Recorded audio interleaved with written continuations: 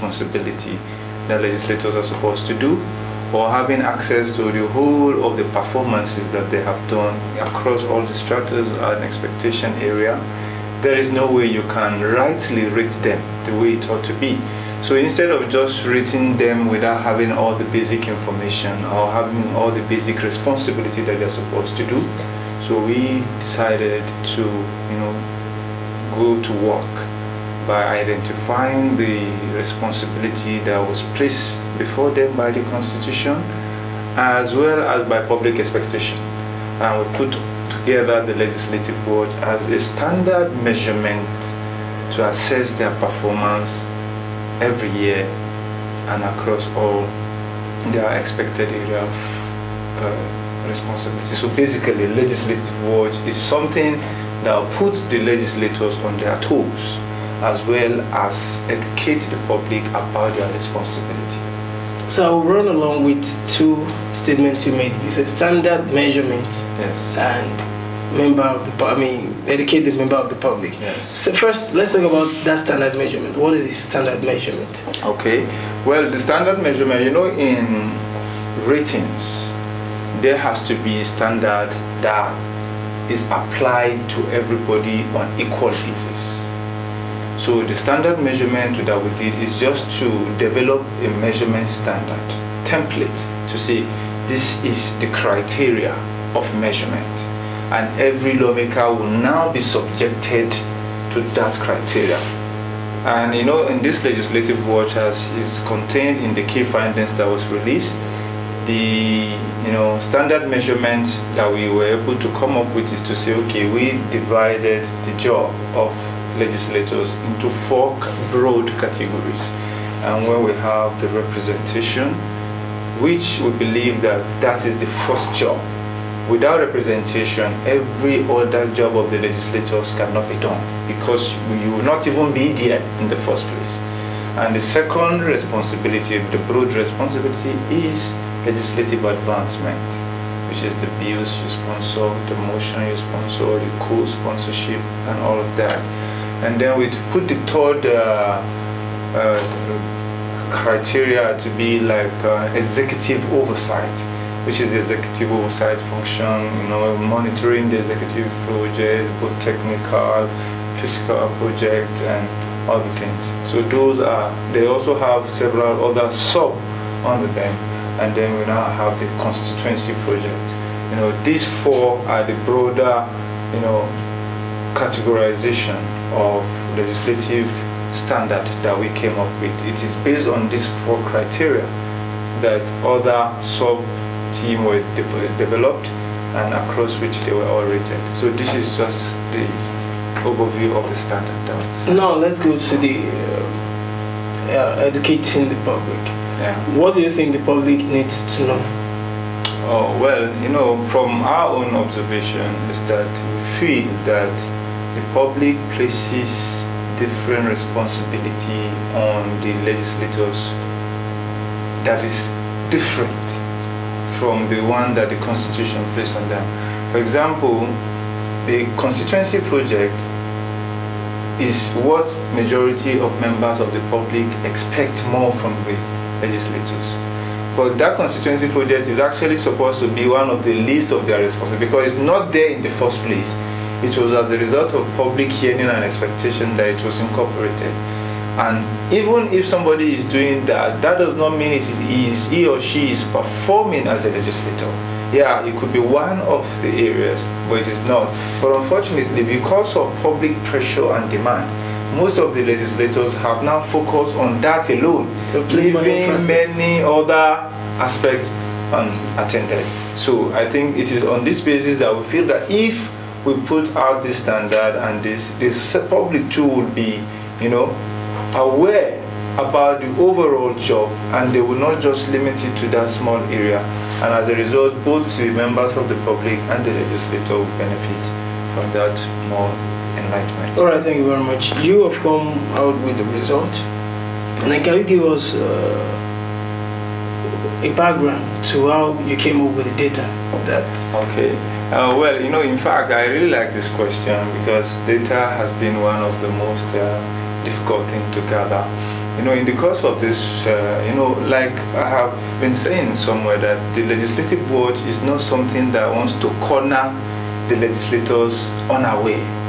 No, we didn't do it like that. We made it look participatory and developmental in nature, in such a way that we work with them to be able to develop it from the beginning to where it is. And what we did was that after the measurement standard was made, we came up with some questionnaires under those, based on those standards. And the questions were a little bit lengthy like that. In fact, one of the lawmakers described them as jam question, because they were a little bit of lengthy.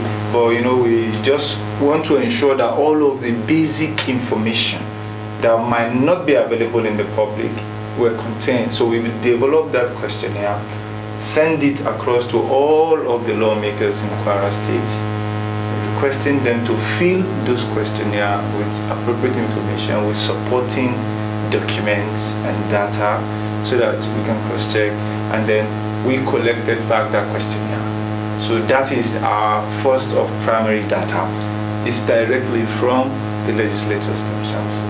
Now, after we had collected this, we did our own background check based on public information, survey in the local community, going to check one or two things, observing and seeing, okay, does this really exist here, where, we reach out to that, and that becomes a secondary, source of information. And the third source of information is through the online mechanism. We easily, because we're in a global village now, right here you can easily ask questions about one person and say, okay, like, what has this person? So you check to ensure that, okay, do they even have anything you don't know about? Because you might not be aware of all of the information, but specifically you can make research on them online if they have anything at all. So we also made use of the online platform to gather as much information on each of the lawmakers. Let me come in there, sir. Yeah. You talk about online, and most Nigerian government or the public officials believe that our internet space is porous. Yeah. So all those informations you gathered online, did you present it to them to confirm? No, we didn't present it to them like that. Not that we didn't present it. The information is, when you gather, they have already provided basic information from their end. We gather our own information through survey and question in the public. Then we now went online to also extract more information. Some of this information will replicate from what we have already gotten from them, from some of the ones that we already have. So it's just like a corresponding information to ensure that the information is genuine. And after we have done the rating based on this information, we now sent it back to them for observation if they have anything that was misrepresented. For example, if we got information from the internet, like there was one of the that we got information and said, no, but we don't have your information on the internet. We searched the internet. So that helps, because we are not trying to get you from behind. We want you to be aware from the beginning, so that you don't feel like it is against you, or maybe it's political. No, you are part and parcel of it from development to the stage it is. So you cannot come back later and say that, no, I'm not aware. So we try as much as possible to avoid that, and that was just how the whole process went. Okay, well. So now, the result is everywhere. That's just a key. The summary. Let me say the summary. Let me say the summary. Yes. And I think that some lawmakers from a part of the state seems to be doing better. But you said we have 4 categories. Yeah. We have 4 standard measures. Yeah. So are you telling us that they did work on the 4 on everything? Let me say they did better in legislative representation and everything. It's not that, some people might do well here and not do well here. Some might do well here and not do well. But what the result shows is the total summation of everything. The score is a total summation of their performance, not just in one area. So when the full report out, you will be able to see the performances across all the various who did well in where, how, you'll be able to check and see why somebody did well here and why this one did not. And then those that didn't do well here can also see, okay, we didn't do well here, and let's see how to improve next year. Because the essence of the legislature is to improve and help people get better performance. It's not necessarily because we like somebody or we don't like somebody, or because we don't, we just want you to see what you are doing to the people in simple language.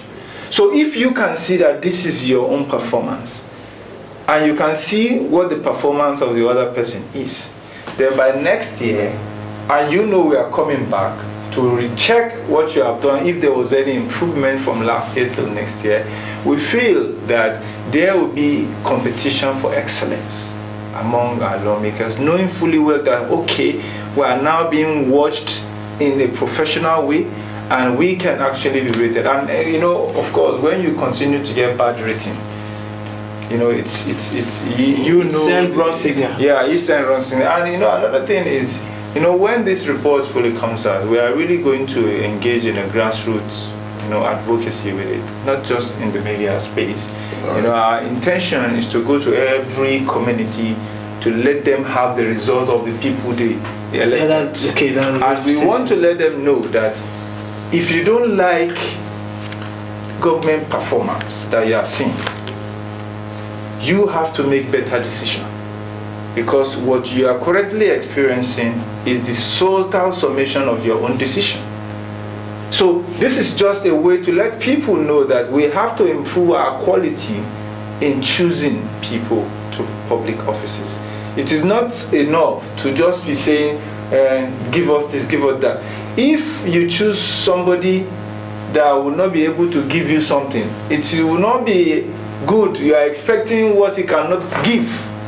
So our aim is to let people know that we are going to be sleeping on our bed the way we lay them. So this is who you have given us. So don't tell us Nigeria is bad, because this is your input to the country. And if you are not happy with the way Nigeria is, change your input or improve on your input. And that's basically what this is all about. Alright, because you get what you input as yeah. It's just like when you plant rice. If nothing onto what happened outside of your own purview, you are expected to get rice back. You can put small rice in the ground, water it, you monitor it, clear the weeds, and you'll be sure that something good. But if you did not cater for what you plant, then you should know that the results you will also be getting might not be so good. So we just want collaborative developmental approach, and that is what we're doing. All right, thank you very much. You said from your report now, I'm going to your report. Okay. One of the things here is that our senators, the 3 senators, 66% of the senators scored above average. Yes. And then when we say 66%, that means 2. Yes. I'm not maybe, but yes. You're right. I'm getting right. That is 2. So can you give us a background check on that 66% in representation? Let me come in. You said that our federal senators tend to have more knowledge of legislative duties, more understanding of legislative duties than their counterparts at the state level. So can you give us a background to that? In our engagement with them so far, we engage all of the legislators, both at the State House of Assembly, the Federal House of Representatives, and the senators. And from the responses we got from all of them, the senators, demonstrated to us that they know what they are doing, and they kind of have better understanding of what they are doing, and they also prepared to even engage more on what they are doing, showing that they have better understanding. But then the same cannot be said in the state. For example, let me use the State House of Assembly as an example. We were shocked by some of the things we saw in the State House of Assembly, because we are seeing when we wanted to approach it, we had some kind of debate about is this an individual thing or a collective? As in, should we be dealing with the individual lawmaker, or we should be dealing with the house as a whole? And we look at it like it will not be appropriate to be dealing with the house, because the house is nobody and the house is everybody. But what we want to ask from you is peculiar to you as a representative of your constituency. So we should be dealing with you as an individual. So we resolved to say, okay, let's deal with each lawmaker in their own person. And we develop our letters, blah, blah, and reach out to individual lawmakers to have conversation, get them to understand what this is all about, let them have their letters, let them have the questionnaire, and let's deal with it. So we did that. Now, we expect that in response, because we want to be able to have your own understanding as an individual. But we're surprised when we later got to learn that some of the lawmakers, especially at the State House of Assembly, felt that we do not have the right to be asking them what we're asking them. Let me come in here. Okay. Let me come in here. They were feeling reluctant, and they were feeling as if you are passing beyond your boundary. Well, we don't know what they feel, but that was the information I think, did they have the same problem with the national legislatures? We didn't have that problem with now, senators. Can you now tag that? But we also have similar problem with members of state, federal House of Reps, some of them too. So, what would you say is responsible for that? That's why I say it's low understanding of their responsibility as representative of the people. If you don't know that this is how it is supposed to be, and before now it has never been like this, so suddenly you now see, you feel like, oh, this is, but that is what was supposed to have been happening all of this while. It is not happening, and they feel like it is not like that. But then when they see you coming, and like I was trying to say, some of them felt that we shouldn't be coming, and we have it in good authority that some of them went to meet the Speaker of the State House of Assembly and tell the Speaker that then these people brought this, blah, blah, blah, and they don't want to respond to it, and then they want the Speaker to compel everybody not to respond, so that there will be nobody that will respond. So that, we don't see that as anything bad, because we know probably they don't know any better. If they know better, they wouldn't have done that, because we feel like it shouldn't have even been the approach at all, but because they feel that that is what it is, and they did that. But I'm sure that as things grow, we'll all learn from the process and know that what we are doing now is just for our own good and our own benefit, and we are definitely going to be better for it.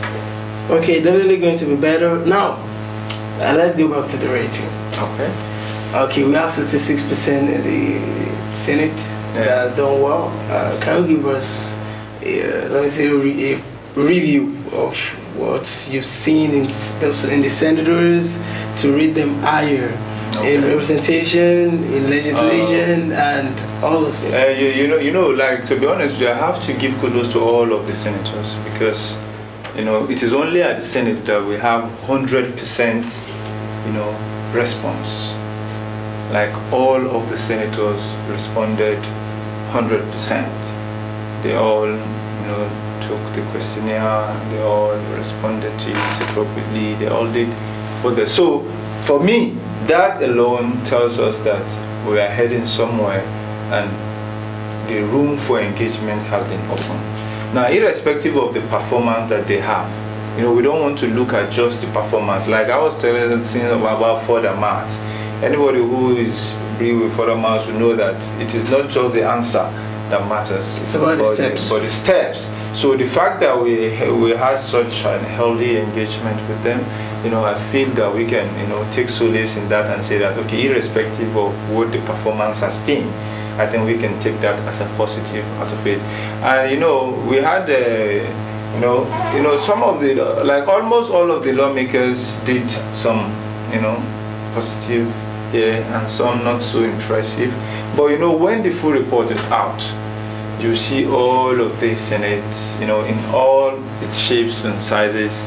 And I feel at that time we will be in a better position to discussed elaborately, dealing with the key findings that have been put in the public domain, and we're working to ensure that. So, talking about specifics, I want to tell you that you might not be able to run away from that, because that's what the public want to hear. They want to hear the specifics. Okay. So, whether you like it or not, you have to touch some things. Now, let's go to the members of House of Representatives. You rated Honorable Bio Umar as the best performing. Not that we read them. That is what he's called. Okay. Yeah, your report. Let me say your research. Okay, yeah. Your research. It shows that Honorable Bio Umar is the most performing, and then Honorable Yekini Alhaji Agusi is the least performing legislature. Can you give us how wide is the gap? Well, I think the gap is there because you can see that Honorable Bio Umar scored 20, while Honorable Yekini Alhaji Agusi scored 3. And the total mark for the legislative watch is 25. So if somebody scored 3, and this is for the first year, so in the second year we're going to be doing another one, and that was another 25. In the third year it's going to be another one, another 25. In the fourth year it's going to be another making 100. Oh, somebody has scored 3. So in this first year, based on what we're able to put, Honorable Alhaji Agusi scored 3, while Honorable Bio scored 20. So that's from the most performing and the least. And the least performing, the gap 20 to 3. Yeah. Sir? That's 17 points. Okay, now let's come down to the State House of Assembly. Okay. Now you said what you wrote is that the report says that vast majority of members of the Kwara State House of Assembly have little understanding of legislative engagement. Neither do they commit to improving themselves through active participation in legislative activities. Well, like I was explaining to you about, what will lead a member to go and meet the speaker and ask the speaker to want to compel other members not to respond to a specific questionnaire that was put to them is low understanding, based on my own opinion, of legislative engagement, because the information that is being asked is not even classified information. Ordinarily, these are information that should be readily available in public space. So we're not asking you for any classified information. We just want context so that we don't wrongly rate you. We don't want a situation whereby you say that, oh, you have been doing some things and it was not factored in. So we say, provide all of those things that are in public and those that may not be, so that we know when we are rating you that we have the total summation of everything you think you are doing. Now, those are not big information to ask from you or from anybody. So, but for you to now feel that you don't want to respond, that is one angle of you. For you to now feel that you are now going to ensure that others do not respond. Like, let me give you an example. I do not really like to say this. After we have done the report, we now had a debate about, do you think it is appropriate to send a pre-release report result to each person, for them to be able to make observation of. And after much debate, we say, okay, let's send it to them so that it doesn't meet them as a surprise. Okay, we send it to them for observation or comment that they may have. And one of the members of the State House of Assembly, a very prominent one actually, that many people have high regard for, and he, rather than, this is just about you, but instead of responding to say, okay, this is my observation, he said, no, instead of sending this to me, just send it to the speaker. And we're like, how such a caliber of person that people have regard for? Like, did we send your questionnaire to the speaker? No, you got it. We have. So why do you now think that what about your constituency should be taken to the speaker that does not know? So it's not about does not know. That should not know. But then so now this tells us that that person, no matter how big, no matter how loved people love them, they still have a lot to learn.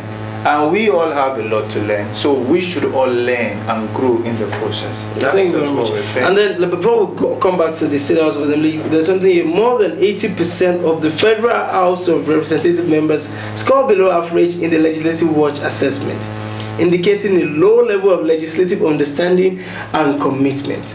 Do you think we're on the safe side here? Well, when we have more than 80% at the House of Assembly, and then vast majority at the House of Assembly here, do you think we're on the safe side? you know, it doesn't matter where we are. All right. What matters is where we're going. You know, for a very long time, Kwara State has not had a healthy democratic environment where active engagement can be done. And I tell you that is probably why we are here. But now that we are here, that we are now having firsthand the position how things are, it is not to be ruining our position right now. It is to say, so how do we move from here to a better place where we're supposed to be? So I do not see it as a problem because one of the reasons why the country is where it is that we don't know where we are. And if you don't know where we are, you cannot even start moving because if you don't know, you might actually be moving to the wrong direction again, getting yourself deeper into the mess. So now that we have all of this fact, is a fact that we can always stand by any day, anytime. The question is, so how do we move from here to a better place? And that is our own commitment that we intend to ensure that. And then one thing says here that Honorable Yakini Yala Jagusi scored 3, yeah. Honorable Ismail Tijani 4, and Honorable Adegene Kukolododo 4.5 are the overall least performing lawmakers at the Federal House of Representatives. Yes. That's what I'm trying to let you understand. Like 3 out of 6, if I'm not mistaken, or out of 5, scoring below 10, like way below 10 out of 25. Well, you know, that's just it. That's just it. Okay, what sort of signal does this send? Well, you know, for me, I'm not really interested in the signal, to be honest. All right. The thing is, we now know where we are. You know, the most important man is a man who knows himself. And the most important society is the society that knows where they are. We should not be in haste to see development. We should be in haste to build a process that can lead to development. Because we put so much pressure on our public officers in such a way that everybody wants to show you achievement. Even if that achievement will not last. Even if it is just a cosmic achievement that will just show you that we are working. Oh, I have built this. What is the impact of what you have built? And what will be its state in just a few years from now? So we should not be seeking that kind of, emergency development that will just show somebody. We should be seeking of building a sustainable process, a sustainable platform that will help us strengthen the fabric of our society and grow us. If we focus on that, if we are not expecting flashy developmental achievement, if we are expecting human capital, in the World Bank, one of the latest human capital development report, Nigeria is one of the least rated country in human capital development. And the reason is that in our quest for development, we are focusing more on structural building rather than human development. But that human development is exactly what we need. Because if you take a developed human being, a person with capacity, you take that person into a dilapidated area, in the next few years, because of the capacity of that individual, that dilapidated area will start to gain development because of the ingenuity of that person. But if you take a person with no capacity into a mansion, in the next few years, that mansion will become dilapidated because you cannot manage what you don't have capacity to build.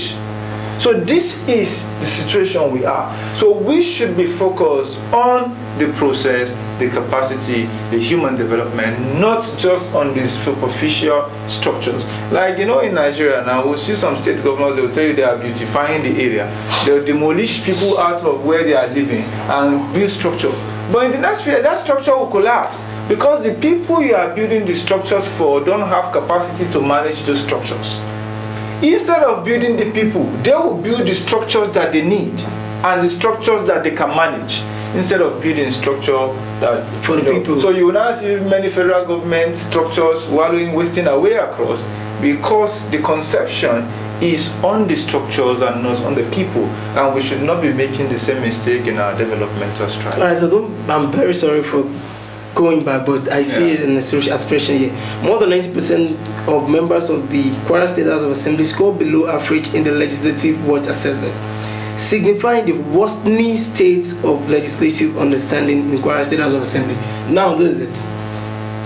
As a learned individual, Yes. we always tend to go from known to unknown.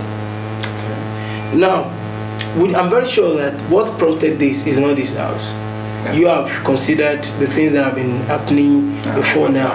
Yes. Now, what I want to say is that, would you say that even if you are to judge, let's take the 8th Assembly, the Kwara State House Assembly, for example, if you are to judge, would you say we have improved to what we used to have? Well, for me, we are in an improved state. And the reason is that the fact that this kind of healthy engagement, atmosphere for engagement is now available, that is to tell you that we are better than where we were. If the atmosphere is not available and conducive for us to do this, we will not be here and we will not even know. And everybody will start telling you, I have done this, I have done that. And in all honesty, almost everybody did something. You can never find a public officer that has never done anything. And all of them will keep displaying this as their performance. But now that we are now in an healthy environment that gives us the opportunity to create a template and a platform to measure value in real sense, that is definitely better than where we're coming from. So this, for me, is the progress that we need to look at, not the individual. And like we were saying, like even this legislative rating is not the rating of an individual lawmaker. It is the rating of his office, people he engage, their activities, their effectiveness, their responsiveness. And the summation of it is what becomes his rating, not just him. But of course, he will determine what is around him, and he will determine their efficiency. And if they are not efficient enough, he has capacity to replace them, to change them, to ensure you get better results. So if you are not getting good advice from the people around you, you can change them to have better one and feel, okay, who do I need to have around me that will ensure that I meet? So this is what we're talking about. So it is not just about the individual. Okay, all right, so we have been dwelling more on the let me say the dilapidated part. Yeah. Let's go to the ones that have the better results. Okay. Let's start with the Kwara Honorable Danladi, the Speaker of Kwara State House of Assembly. You said he is the most performing. Not really. Okay, That's the research. not. The research say, I'm very sorry. Okay. The research says that he is the most performing Yes. member of the House of Assembly. Yes. I tell you, some people will disagree. Oh. Even before the result comes out, and then what many people will tell you that if Honorable Danladi is the most performing member, then we have a lot of issues at hand to attend to. Because, okay, let me give you an example. We have administrative issues at a debacle. We have legislative issues at a debacle. And then where we are, we find nobody to blame except the head of the house. Who is the head of the house? So let's start with the FYP. Okay. Who would you say is responsible for the stay of execution? Because it's something like a stay of execution. So who will you say is responsible for the stay of execution of that bill? Now, you see, we all need to improve our democratic understanding. In a situation whereby we hold a position static and final, That is not democratic. Because democratic is about involvement and improvement to meet people's demand. On the issue of this FOI bill, what many people still not to forget is that the Kwara must change pushed this bill long ago. Not now.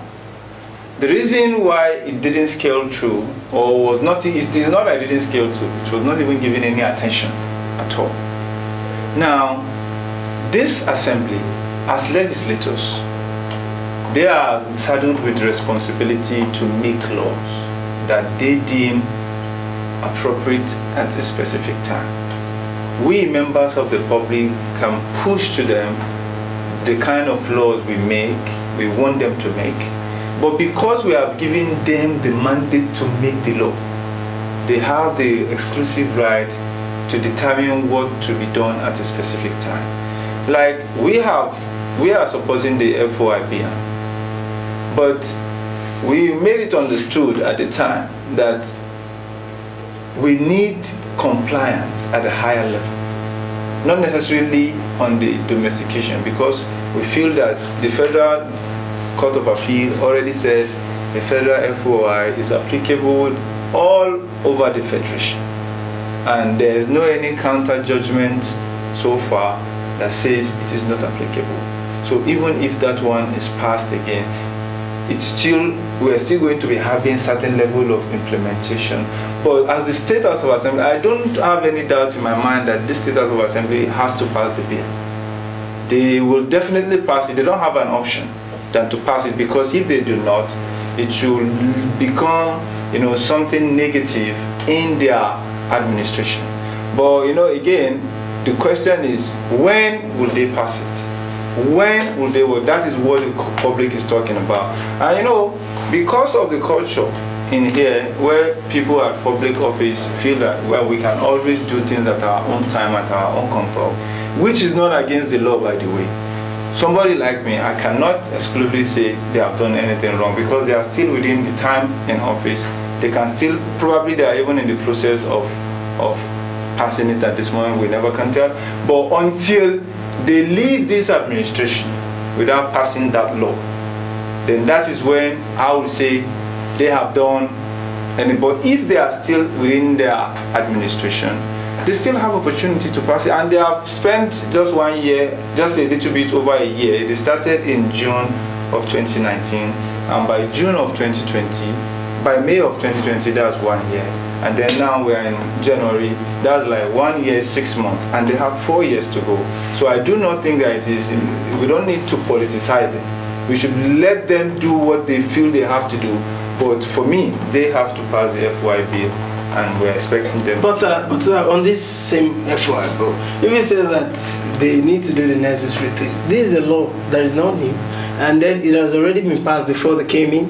But the governor just made some, the state government just made some amendments for them to read. But I think if the State House of Assembly want to make us believe that they're doing something, there should be a kind of committee or something they are putting out. Okay, this is what is delaying it. We don't have any statement on that. Anytime anybody says something, it's not as if they turn a deaf ear. Yeah, that's part of my issue on legislative engagement. If you see that the legislative board said that majority of them have low understanding of legislative engagement, and for me, all of the observations here and there is just codified under that. There is nothing stopping the House from explaining the situation. There is nothing, but then they will feel like we are still the one who will decide what we have to do when we have to do it. So we didn't commit any crime. We have not committed any crime, and we are doing other things. And they will say, like, on the basis of priority, they can always do scale of preference and say this one is most important at this time than this and this and this. But the only reason why I feel like something should have been done is that when you look at all of the bills that have been passed in the House, there is no much private bill.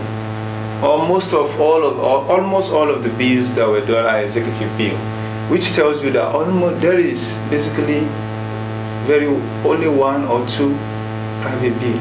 It means that almost all members of the State House of Assembly I have not pushed any. You just sit down, expect bids from the executive. So those are area of concern, because you're supposed to be looking at the deficiency in the existing system and now create something that will strengthen and bridge the gap. So if you're supposed to also be looking at your own constituency, the challenges they are facing, and then that's cause for concern. But then they are in the better position to explain some of this, because we don't have all of the facts as far as those are concerned, and that's what the legislative was seek to bridge. And we don't want a situation whereby you don't have all of the, no, we want to have all of the facts now, so that we can put all of the facts together and say this is where we are, and that's what we're doing, and I believe we'll grow from that. And then after that, I mean, apart from the FOI, we have this debacle of a member of the FOC from a member of the FOC from the opposition belly that was like gained his own seat through a court injunction and all that, through several legal battles, and then he has not been inaugurated, I think, for over a year, if I'm not mistaken, and then there have been several things saying, and many people will say this is an administrative issue which cannot be placed on anybody except the speaker himself. Yeah, no, I have to, say that the speaker, in my own personal opinion, the speaker is wrong. To have sworn in that member of the, because in my own opinion, he is the legally, elected member of the State House of Assembly from Ilorin South. Like, it is wrong, outrightly wrong, for the State House of Assembly to assume that they can become the ones who decide who comes in and who does not. That's wrong. Immediately, the court has made a decision. We all know that the Court of Appeal is the highest point of dispute in legislative elections. Now, as soon as the Court of Appeal made that judgment to say that this is the legally elected person, the State of Assembly does not have any right to deny that person from coming in. And initially they said that he has not gotten a certificate from INEC, and then he got the certificate of return from INEC, and still the State Assembly did not swear him. I think that is highly unacceptable, because it kills the democratic system, that everybody feels that they can just sit and do things in their own discretion. And that's not how progressive society are. So if we are indeed aspiring for progress, we should start practicalizing that progress now, which the State House of Assembly has not done in this particular case. And I want to use this opportunity to urge the Speaker of the State House of Assembly to please immediately swear in the legally elected person into the House, and allow whoever has any issue to go and deal with it in the court of law. It is not the House that should be fighting the cause of another member. The law should go and do that, and the court of law has made this decision, and that decision is fine. Okay, now, that's exactly where I'm going. We have talked a lot, but we've talked more about the Speaker of the House of Assembly. So now, to think that our Speaker is still the highest rated according to the research and the data gathered by Kwara Must Change and Grand Plan initiatives. So, well, don't you think then we need to create a sort of NILDS in our states to educate our lawmakers? Well, on that, you see, the rating is about your performance based on the standard, based on your expected responsibility. It doesn't mean that you have to be perfect. It's about your performance based on the standard, based on your expected responsibility. It doesn't mean that you have to be perfect. It doesn't mean that you won't have any error. There is nobody that has scored all of the marks. Like the Speaker only have 15.5 out of 25. The remaining are things you didn't get right. You understand? So the thing is, it is not to condemn people, but it is to help them become better. because it is in them being better that the society will be better. So we are not looking at the shortcomings, we're looking at the positive, and we want to re-emphasize that positive so that positivity will begin to flow. And the ones that we see that like are not so good, we'll let them to drop it. Don't allow this negative aspect to become your symbol. Right. Drop it, and then pick this positive one and continue to do it. If we all become humble enough to drop the things that are not so good that we are doing and continue to do more of the good things that we're doing, don't you think our society will be better? Everybody believes that. Of course it will be better. So what we're saying is we all have our shortcomings, but we need to start dropping them and then start focusing on our positivity and let our society become a positive society. That's what we're all about. Well, thank you very much, Mr. Hamzat. What do you think would be your advice for the overall lawmakers, for everybody, those that scored high, those that scored low? What would be your advice for the lawmakers? I think my advice for them is to continue to improve themselves. Nobody knows all. We all are learning, and we all have to know that the responsibility to develop our society lies in our hand, and it lies in us doing the positive things. We all know the positive things we're doing, even if nobody tells us. And now that you even have somebody telling you, it shows that we are revalidating your positivity and letting you know that some of these are not so positive. So drop those that are not positive and continue to do those ones that are positive. That's just our message for them. What about the people? Well, the people need to know that we do not need cosmetic projects. We do not need to put unnecessary pressure on public officers. We should encourage them and support them to do some of those difficult and important things, even if it's paining us. We should support people that are leading our development. We shouldn't be asking for quick wins. We should not be asking for emergency, because nobody can reap in an emergency. You have to first take care of the plant. You have to take care of the soil. You have to water it. You have to allow it to grow. You have to cater for the plant before it starts bringing out fruit. So if you want emergency development, what you can only get is cosmetic. Like somebody will say there's always consequences for cutting short. So let us drop our arrogance, all of us, the arrogance of the intellectuals, the arrogance of those who think they know it, or the arrogance of those who are looking for somebody to blame. We should all know that Nigeria, and if we are going to get it fixed, we all have to chook our two hands inside the matter. And thank you very much, me comrade AbdulRazaq. Well, honestly, I don't really like people calling me comrade. Like, I just like being referred to AbdulRazaq Hamzat. Okay, thank you very much, Mr. AbdulRazaq Hamzat. Thank you so much. That is Mr. AbdulRazaq Hamzat, the convener of Kwara Must Change and the leader of the legislative watch group that is being pursued by the Kwara Must Change in partnership with Grand Plan Initiative. We have talked a lot about the legislatures in both federal and state legislatures in Kwara State, and he has given us an insight to what the people have to do, the legislators have to do, and then the government themselves. Thank you very much, Mr. AbdulRazaq, once again. It's nice to be with you. Now we come to the end of the show. My name once again is Isaac Abdulqadri Olayiwola. Do have fun and stay blessed. Thank you.